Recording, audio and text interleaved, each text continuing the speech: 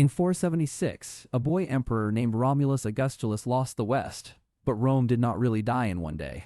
The scarier truth starts long before 476. On ordinary mornings when taxes still came in, bread still baked, and soldiers still wore Rome's colors. If you lived in Italy in 410, 439, or even 455, the streets could still look normal right before another peace broke.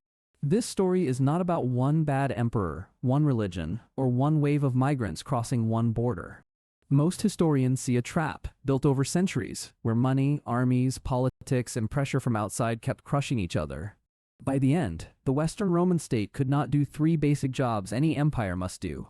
It could not turn wealth into loyal force, it could not make power change hands in a stable way, and it could not plan past the next crisis. That is why the last normal day matters more than the final dramatic day in 476. To see that last normal day, we have to start after 235, when Rome entered the 3rd century crisis. After 235, emperors rose fast, died fast, and armies backed rival claimants instead of one trusted chain of rule. Every civil war after 235 drained coin, food, horses, and trained men from the frontiers along the Rhine and Danube. At the same time, Rome's coinage was debased, which means the silver content was cut and trust in money weakened. When money becomes weaker, tax collection gets harder, pay for soldiers gets shakier, and every promise from the state sounds less solid. So even before the famous dates like 410 or 476, Rome had a deep wound in its basic system.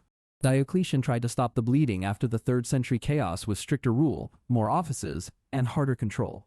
Constantine also rebuilt parts of the empire with new military structures and a stronger imperial court. Those reforms helped Rome survive, but they came with heavier taxation, more bureaucracy, and a politics shaped more and more by armies. So the empire was saved, but the rescue itself made the machine stiffer, more expensive, and more dependent on force. That matters because a rich empire can carry heavy systems longer than a poor one, but the West was not the richer half. In 395, after Theodosius I died, the empire split permanently into East and West. The East had stronger cities, richer tax bases, and more staying power. The West had fewer cushions and more brittle defenses. That split did not cause the fall by itself, but it made weakness in the West harder to hide. A brittle system can look calm from the outside, just like a dry branch looks strong before it snaps. The next warning came in 378 at Adrianople, where Emperor Valens faced the Goths and was killed. Adrianople mattered because it showed what happens when large migrant groups are handled badly inside imperial borders. Rome had long used outsiders in armies, trade, and settlement, so the issue was not simply non-Romans joining Rome. The problem at Adrianople was mismanagement, fear, abuse, and a state losing control of people it was supposed to absorb. That battle sent a message across the empire. The border was no longer just a line against outsiders. Now danger could form inside the system, among armed groups tied to Rome, but not fully fused into it. That point becomes even bigger later because the West slowly outsourced force to people whose loyalty was personal, temporary, or local. Some were barbarian origin generals, some were federate troops, and some were warlords who bargained with the state. A federate was basically an allied armed group serving Rome under terms, not fully inside a stable state army. That arrangement could work when the center had cash, authority, and time to manage it. But the Western state was running short on all three: cash, authority, and time. When a state cannot reliably pay armies, armies stop being tools and start becoming power brokers. That is one of the most important clues in Rome's collapse, and it is easy to miss if you only watch Invasions. A soldier who fights for Rome because Rome is the law behaves one way. A soldier who fights because a general, a warlord, or a bargain pays him behaves another way. By the 5th century, the West needed armed men badly, yet it had fewer ways to bind them tightly to institutions. That is how the army became a broker of sovereignty, meaning military men helped decide who really ruled. And once armed brokers start picking rulers, succession becomes dangerous, messy, and often violent. That brings us to the second great wound: elite civil war and court struggle inside the empire. Rome was not only invaded by Goths and Vandals, Rome also spent huge energy fighting itself. Usurpations, palace plots, assassinations, and rival strongmen kept pulling attention away from repair and toward survival. Every time a general backed one claimant, another general feared losing rank, land, or life. That meant more armies marching against Romans while frontiers still needed guarding along the Rhine, Danube, and in Africa. This kind of elite struggle does not always destroy a state in one blow. Instead, it hollows the state out, year by year, because short-term political survival beats long-term repair every time. A ruler worried about next month rarely makes the hard choices needed for the next generation. Now we reach 410, the date many people remember because Alaric's Visigoths sacked Rome. The sack of 410 was shocking, but its deepest power was psychological more than strategic. Rome had once ruled the Mediterranean world, so seeing the city violated shattered confidence far beyond its military value. People in Italy, Gaul, and other provinces could still ask a terrifying question after 410. If Rome itself can be entered and looted, what exactly is still untouchable? That loss of trust matters because states do not run on taxes and swords alone. They also run on belief that the center can still protect, punish, reward, and endure. After 410, the Western Empire still existed, but its image of invincibility was badly cracked. And once trust cracks, every governor, landlord, soldier, and city begins making more private plans. Private plans are bad news for public power, because local survival starts beating imperial unity. Then came one of the hardest blows of all, and it happened far from Rome's famous streets. Between 409 and 439, the Vandals crossed into North Africa and seized Carthage. North Africa was not just another province, it was one of the West's richest tax bases and a grain-rich region. Losing Carthage hurt Rome's revenue, food supply, shipping strength, and strategic depth all at once. If you want one concrete turning point, the loss of North Africa is among the strongest choices. Without African wealth, the West had less money for soldiers, less room for recovery, and less power to protect Italy. A state can survive one military loss, and it can survive one tax shock. But losing the very province that helps fund recovery can turn every later setback into a crisis. That is why the Vandal seizure of Carthage from 429 to 409 to 49 matters so much. It was not just land lost on a map, it was the shrinking of Rome's future options. Options matter in history because strong states can absorb shocks, while weak states are broken by the second and third shock. And the West kept taking shock after shock, with fewer tools each time.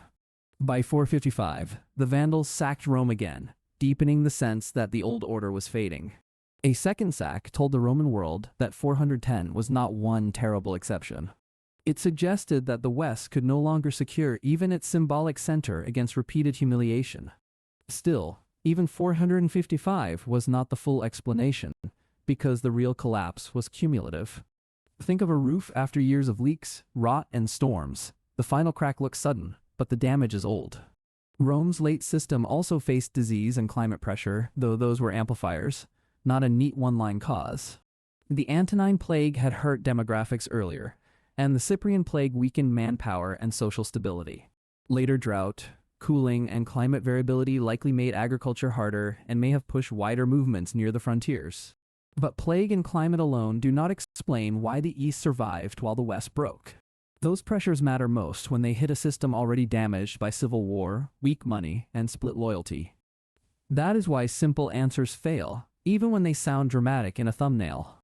Moral decay is too vague, one religion alone is too narrow, and one immigration wave alone misses the bigger trap. Rome had survived weak rulers before, outside enemies before, and internal change before. What made the late West different was the combination: weak finances, elite infighting, outsourced force, and repeated external pressure. Each problem made the others worse, like four men pulling down the same wall from different sides. Weak finances meant weaker armies, and more dependence on bargains with armed groups. More dependence on bargains meant more political risk when generals or federates wanted payment, land, or rank.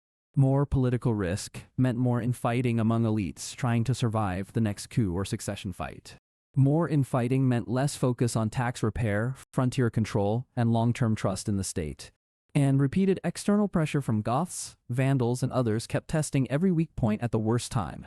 This is why Rome did not just lose battles, it lost the ability to turn resources into reliable action. That sentence sounds abstract, so make it simple. Gold in a vault means little if troops do not obey the center. A law in Ravenna means little if local strongmen, not the state, decide who commands the nearest army. A title means little if each new ruler depends on factions that can kill him. That is the late Roman trap in plain words. Wealth, power, and force stopped linking together cleanly. Earlier Rome had often integrated outsiders well, including soldiers and leaders from many places. So the key issue was not blood, language, or the word barbarian by itself. The key issue was institutional weakness, meaning the state could no longer fully absorb useful outsiders into one durable system. When integration weakens, loyalty becomes personal instead of public. When loyalty becomes personal, armies follow men more than offices. When armies follow men more than offices, the state becomes negotiable. And once the state becomes negotiable, every succession becomes a gamble with swords. That helps explain why 476, famous as it is, was more symbol than surprise. In 476, Odoacer deposed Romulus Augustulus, and schoolbooks often treat that as the fall of Rome. But by 476, the Western Empire was already far advanced in collapse. The tax base was smaller, North Africa was gone, army loyalty was fragmented, and legitimacy was frayed. Romulus Augustulus was less the start of disaster than the final sign that the old Western frame could no longer hold. The last normal day before collapse, then, was not one calendar date anyone could circle in red. It was a period when people still woke up under Roman law even as Roman capacity quietly vanished. A merchant in Italy might still count coins after 439 without knowing Africa's loss had narrowed the empire's future. A soldier after 395 might still wear Roman gear without knowing the richer East and poorer West would live very different futures. A court official after 378 might still speak of order without seeing how Adrianople exposed the danger of bad border management. A citizen after 410 might still hear imperial titles and rituals even while confidence in protection had cracked. That is what real collapse often looks like from the inside. Systems usually do not shout that they are ending. They keep performing normal life until key links stop working. Rome's key links were money, military loyalty, succession, and legitimacy. Money was weakened by long fiscal strain and the loss of rich regions like North Africa. Military loyalty was weakened when the West relied more on personal bargains and less on deeply rooted institutions. Succession was weakened by usurpations, intrigue, murder, and rivalry among military strongmen. Legitimacy was weakened when sacks in 410 and 455 showed the center could be humiliated again and again. Put those together, an invasion becomes the final pressure, not the only cause. That matters today because people often look for one villain, one law, or one election to explain decline. Rome warns that collapse is usually a chain of failures feeding one another. When elites fight harder against rivals than against structural problems, the bill arrives later and all at once. When states outsource core force to actors only partly integrated, those actors gain leverage over the center. When revenue falls, but military needs rise, governments make desperate trade-offs that damage the future.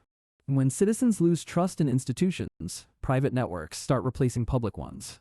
And when private power grows while public confidence shrinks, the map may still look the same even as the system changes underneath. That is why Rome's end was not just an invasion story. It was the moment a great power could no longer make wealth become loyal force. It was the moment it could no longer make succession predictable enough to calm rivals. It was the moment short-term political survival kept eating long-term state capacity. So what was the last normal day before civilization collapsed? Maybe it was after 439, when tax records were still filed though Carthage was gone. Maybe it was after 410, when markets still opened though Rome's aura had been broken. Maybe it was after 395, when the West still claimed imperial greatness though the stronger East had pulled away. Or maybe it was any quiet day after 235, when people mistook survival for recovery. Because that is the cold lesson from Rome. A state can look alive long after its deepest strengths are fading. The roads can still carry carts, the courts can still meet, and the banners can still rise at dawn. The 3rd century crisis after 235 kept proving the same point, because emperors rose and fell by violence, while rival armies crowned new rulers faster than institutions could recover. Every time coinage was debased in that long crisis, Rome weakened the money it needed to pay troops, move grain, and keep trust alive across provinces.